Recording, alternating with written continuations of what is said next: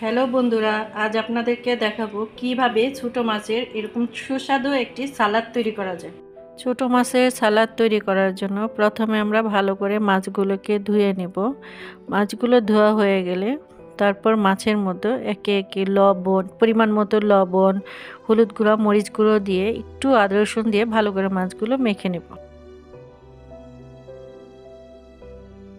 মাছগুলো ভালো মতো মাখা হয়ে গিয়েছে। এখন আমি চুলাতে কড়াই বসিয়ে কড়াইটা ভালো মতো গরম করে পরিমাণ মতো তেল দিয়ে মাছগুলোকে মুচমুচে করে ভেজে নেব। মাছগুলো আমার ভাজা হয়ে গেছে। এখন আমি অন্য একটা প্লেটে কিছু শুকনো মরিচ ভেজে রেখেছিলাম।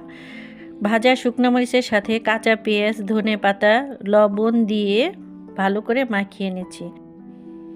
এখন আমি কিছুটা সর্ষের তেল দিয়ে দেব। সর্ষের তেল দিয়ে আরেকটু মেখে মাছগুলোকে ঢেলে দেব।